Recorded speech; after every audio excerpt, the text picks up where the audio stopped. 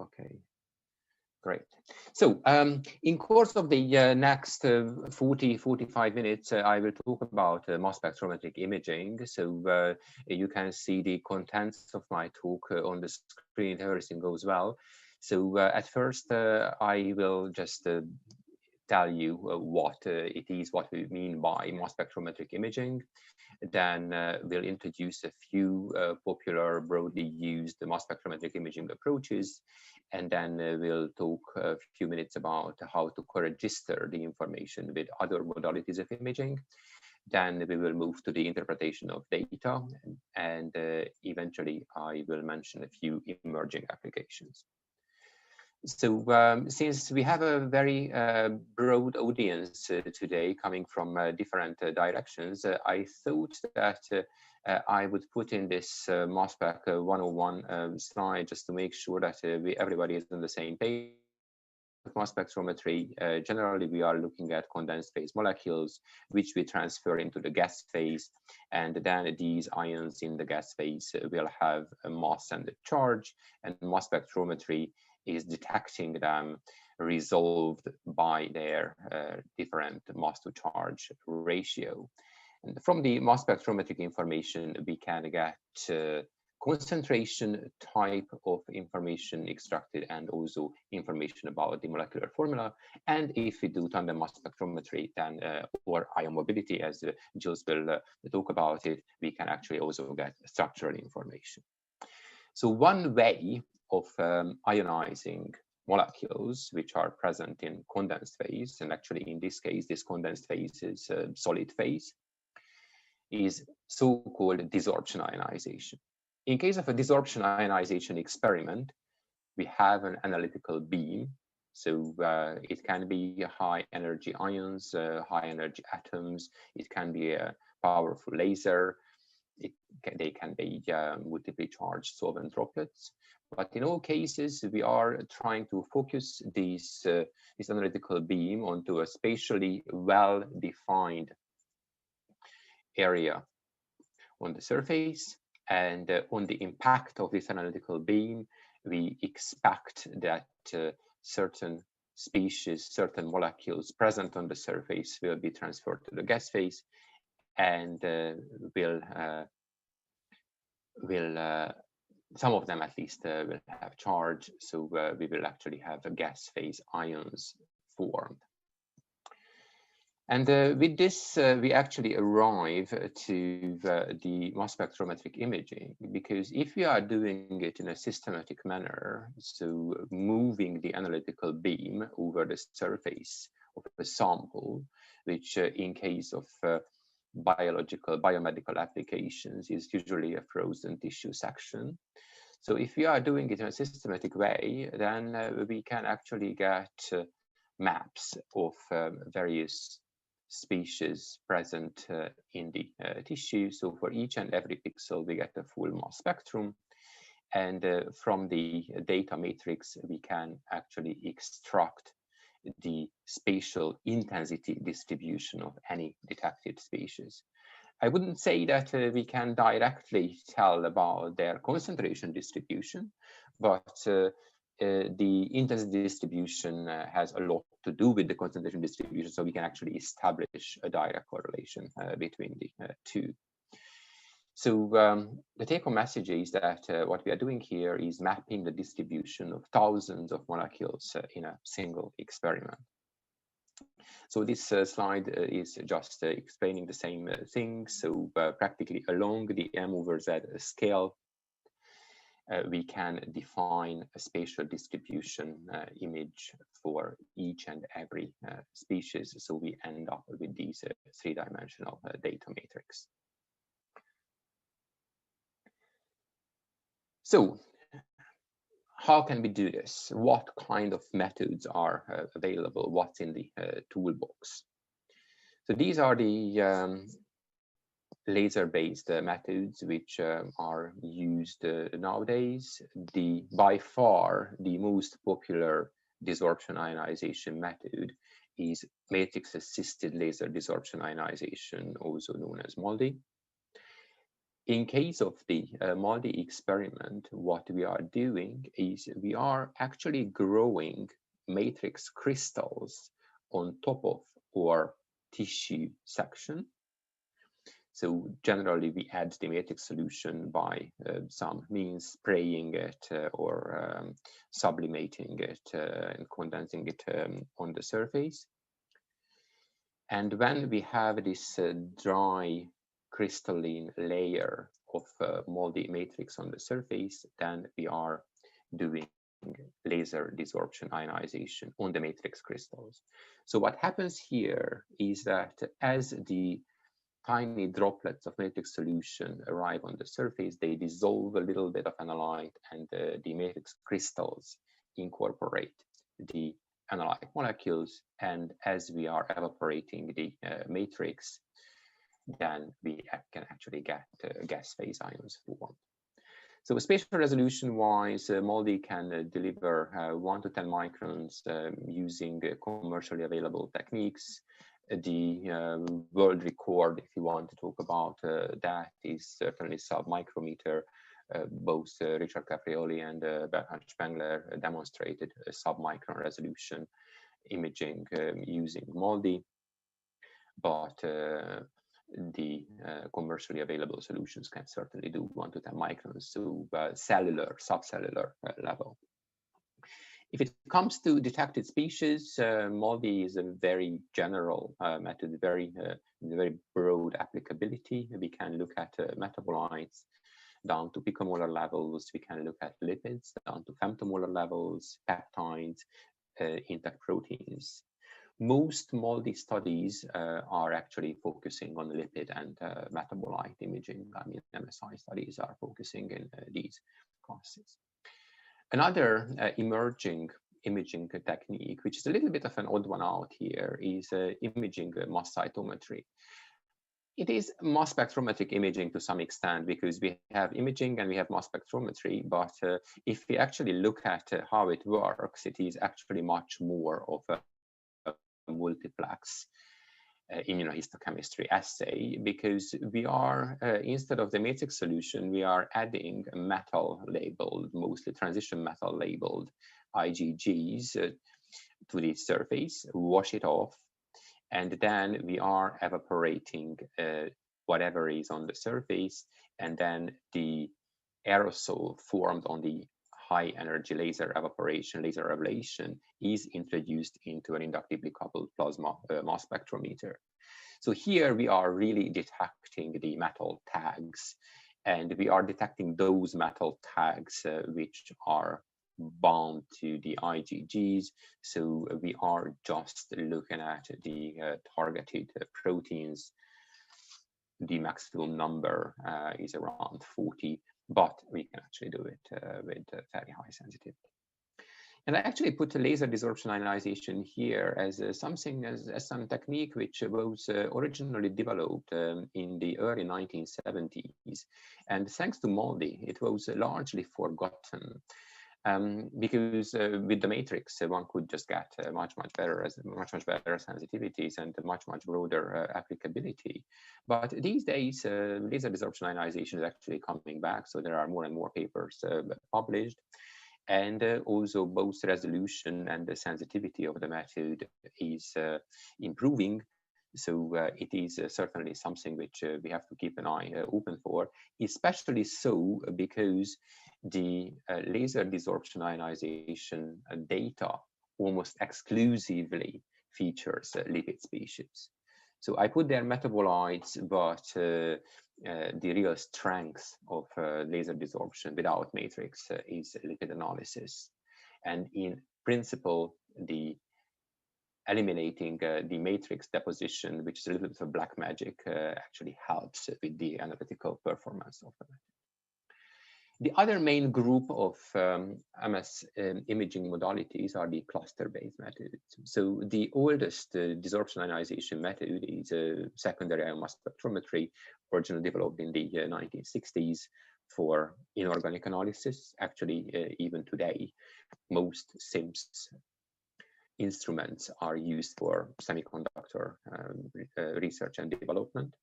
But from the 1990s, SIMS actually broke into the field of biomedical mass spectrometry, and people are actually doing more and more analysis using SIMS.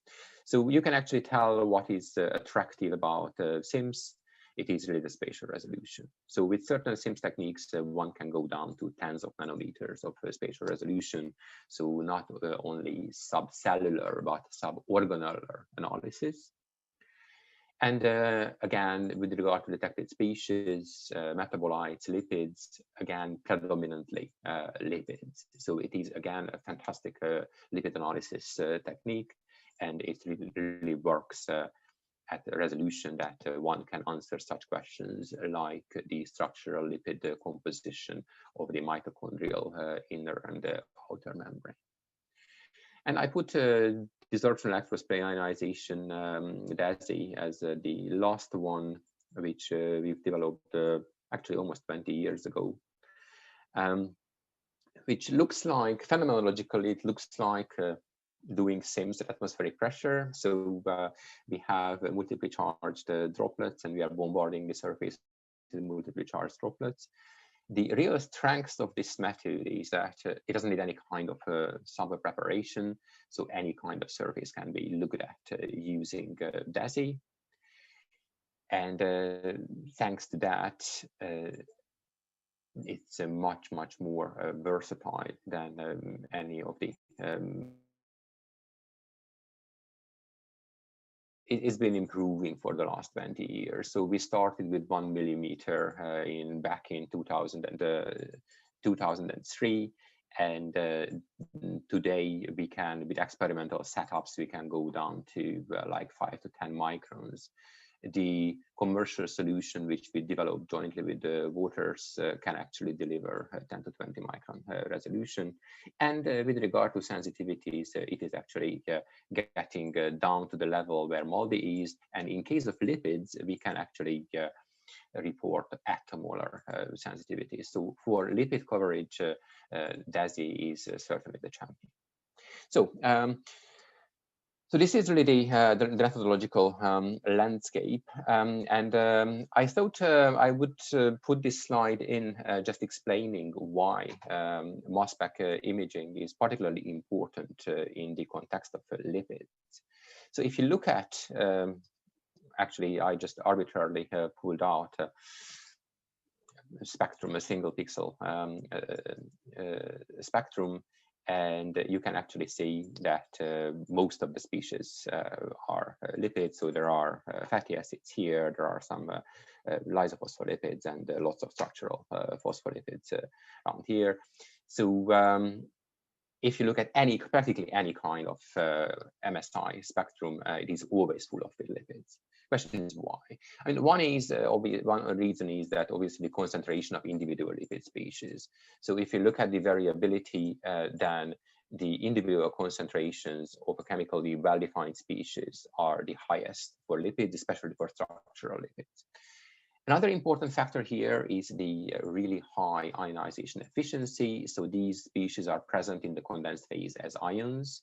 In negative mode, obviously, there is the phosphate. In positive mode, for phosphorylic cholines, there is the trimethylammonium, or for practically any kind of glycerol lipids, there is a very strong attachment to alkali metals, so we can actually also treat them as permanent cations.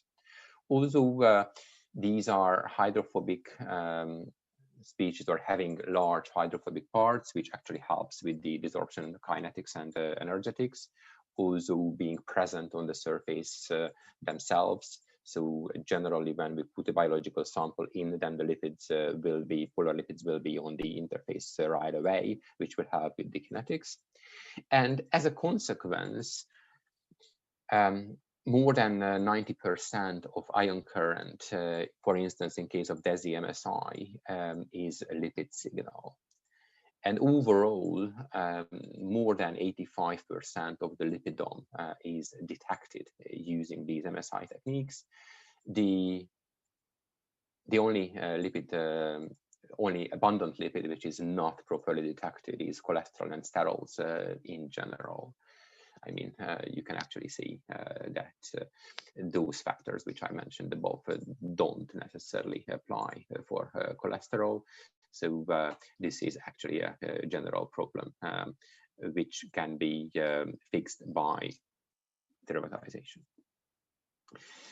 So a big question is how MSI and LC-MS data correlate. And so I put this figure here, which is averaged total ion chromatogram from a UPLC run and averaged total ion spectrum from the DASI-MS imaging of the same sample action neighboring section for positive and negative ion mode, and you can actually see that they are quite different. But if actually one goes into the details, it turns out that these differences are mostly associated with the differential adduct formation. So in case of DASI, since there is no chromatography, there is no separation event, then there are a multitude of different adducts formed, both in positive and negative ion mode, and that actually contributes to most of these differences. And if we actually look at the correlation between the UPLC and the DASI signal for different lipid classes, then we can obviously see that the dynamic ranges of the two methods are somewhat different, but in most of the cases there is quite good linearity, especially in the low concentration range. So especially if we are doing untargeted lipidomics, then the information coming from the DASI signal, in this case, it is an ovarian cancer sample, and there is a healthy ovarian tissue, there is stroma, and there is ovarian cancer.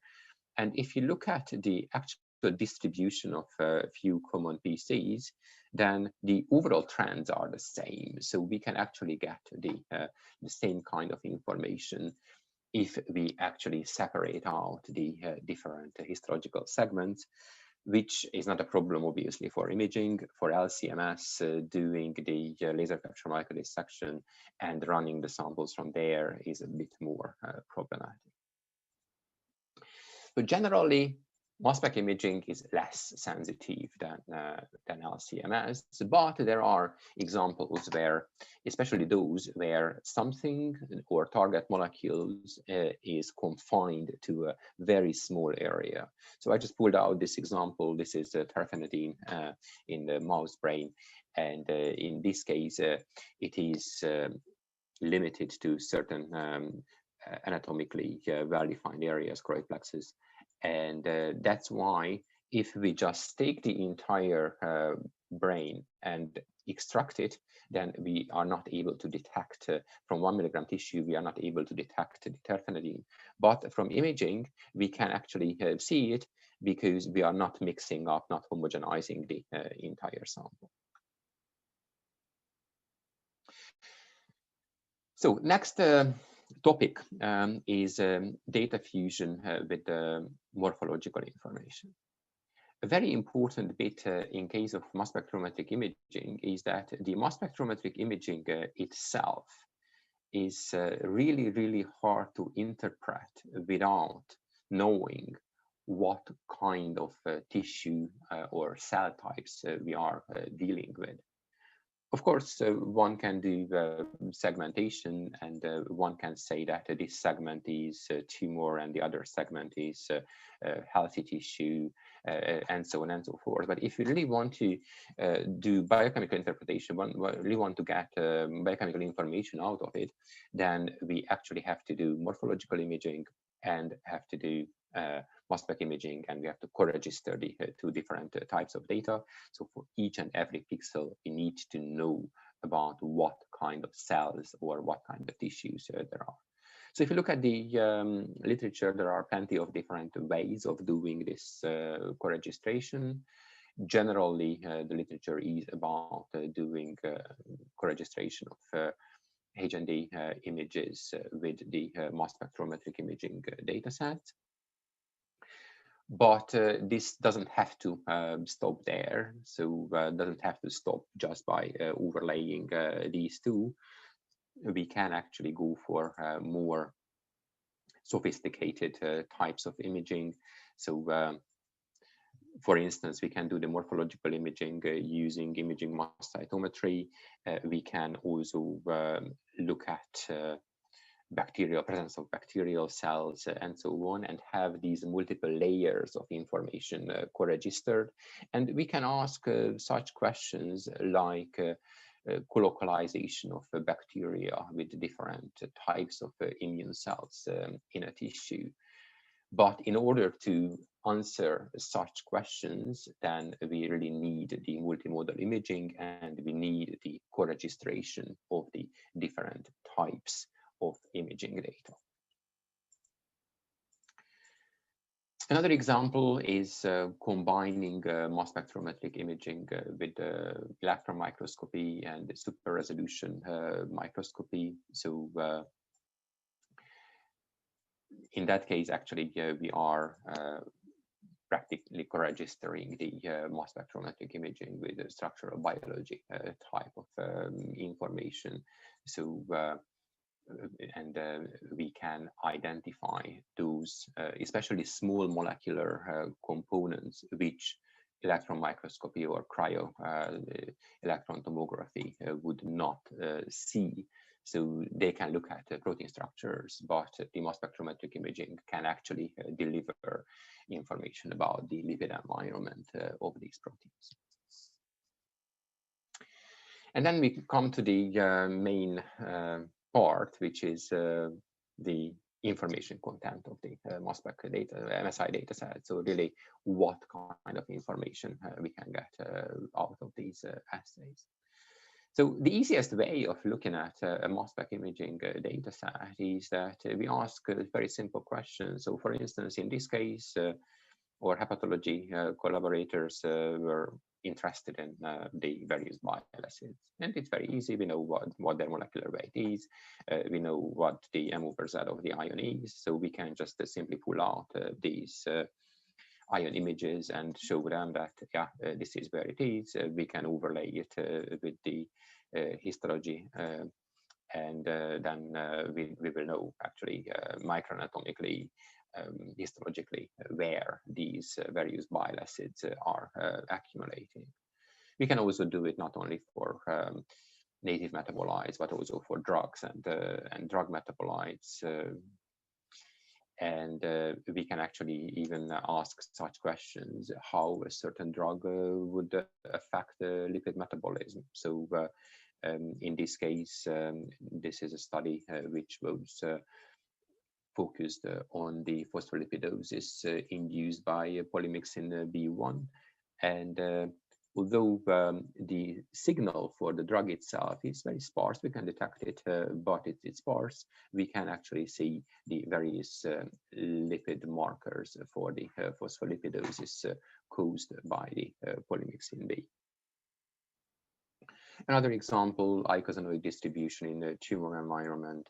So I could actually continue with this for hours. There are plenty of examples. The take-home message is that the simplest way is that if we have a certain biochemical question, then we can just pull out the corresponding ion signal and look at its distribution. We can do calibration for that given species and get a concentration distribution type of information. We can tell which cells accumulate or how it is distributed across different cell types.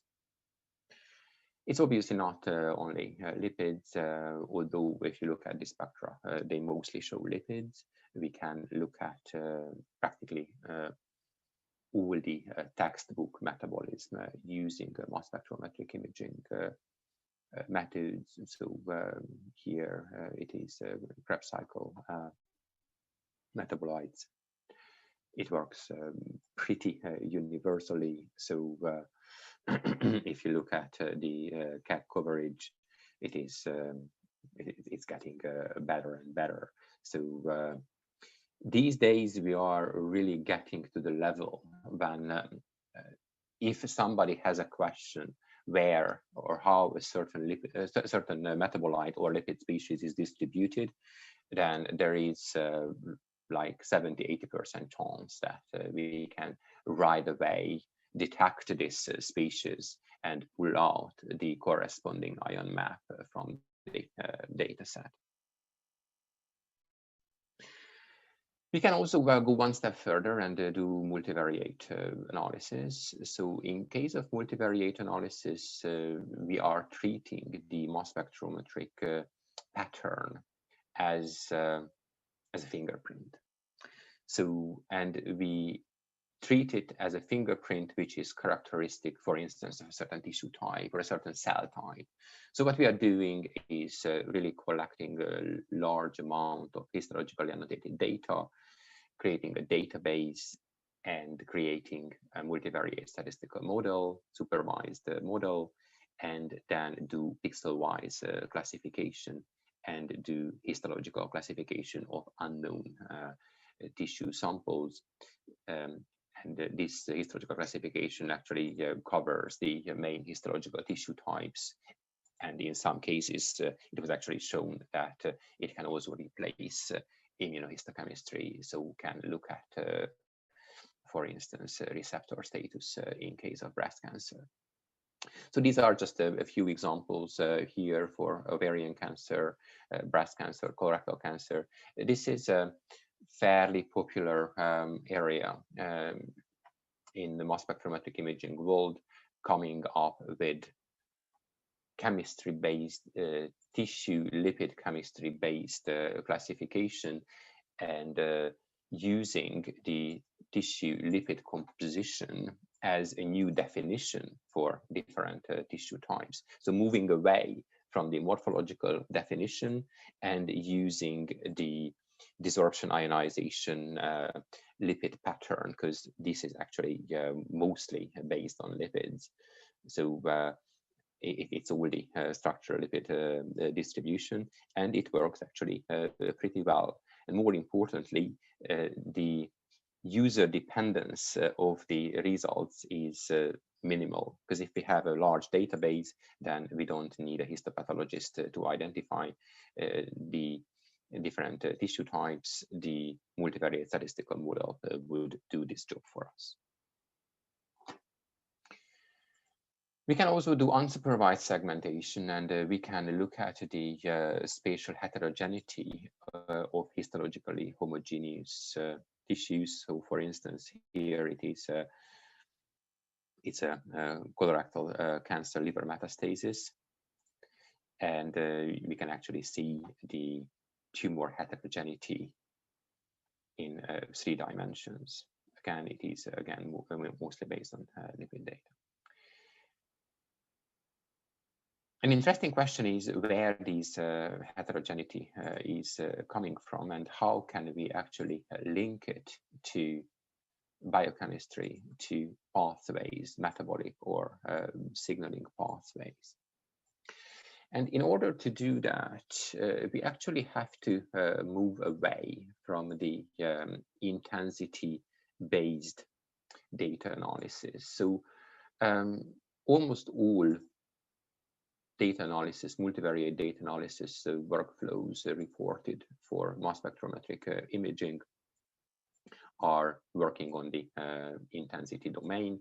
So actually using the intensity of various M/Z values as an input information.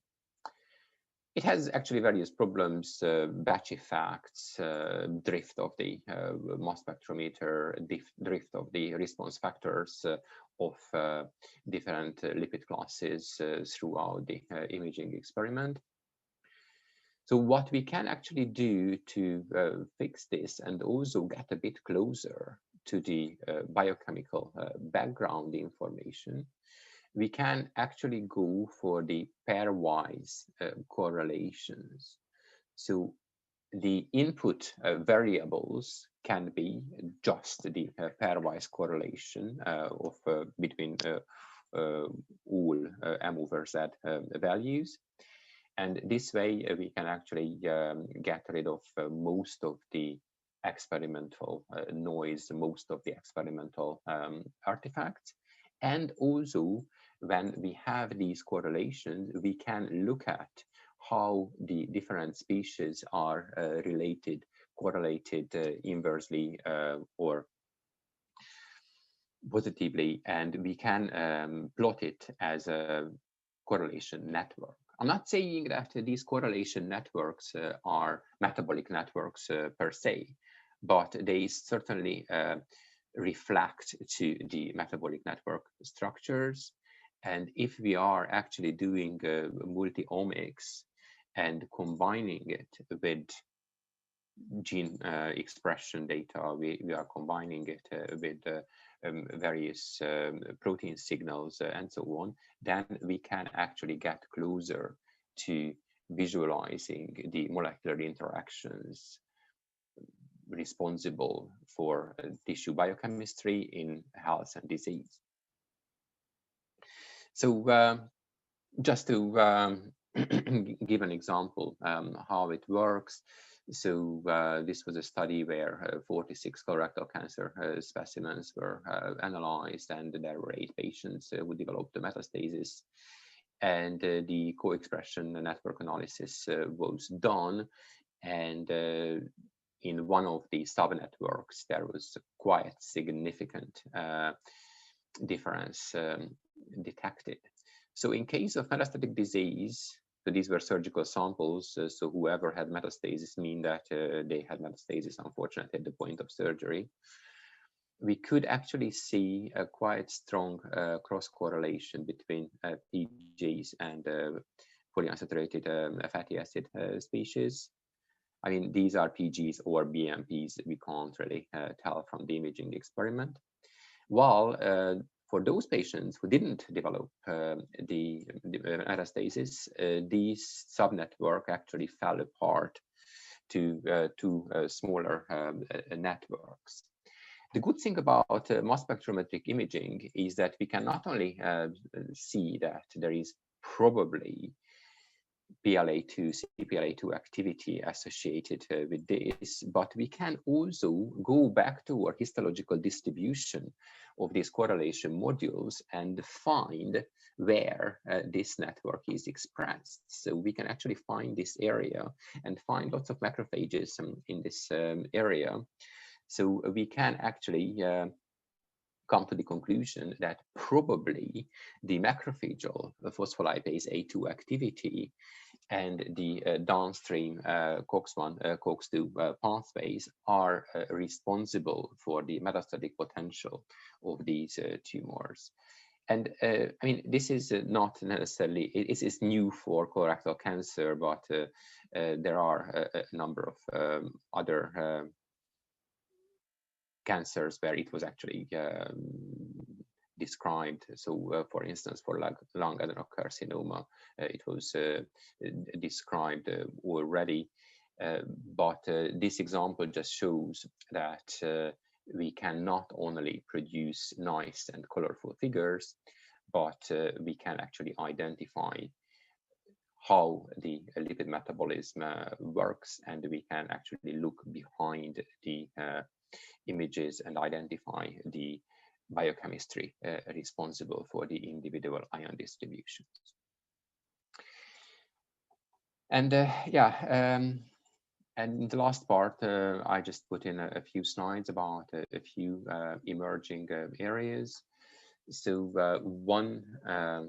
certainly one area which I already alluded to is multi-omics imaging. So ideally using the same instrument, the same technique to look at different levels of systems biology.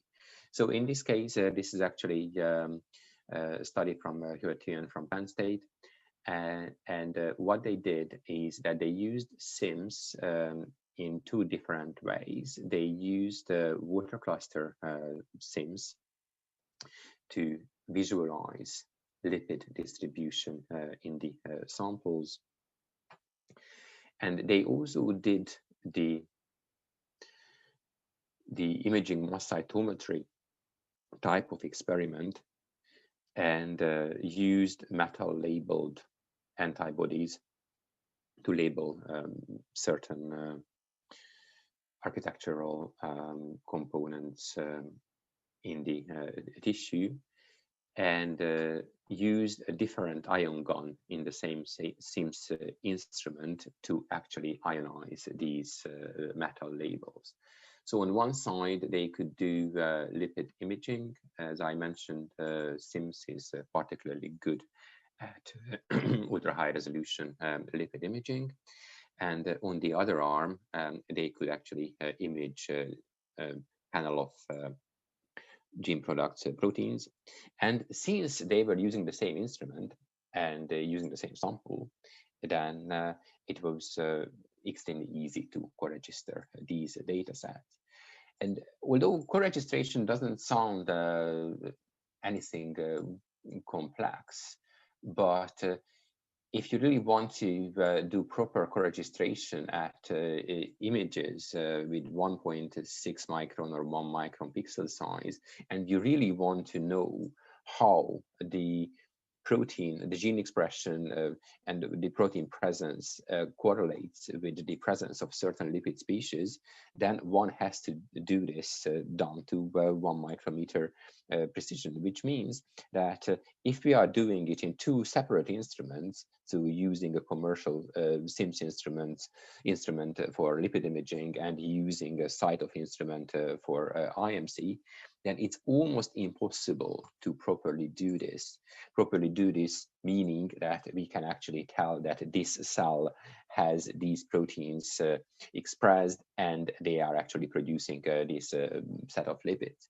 So this is exactly why it represents a breakthrough, because if we can actually collect the multi-omics information from one experimental setup, then suddenly we can answer such questions like individual cell metabolism and gene expression. And I put there another, just the last slide.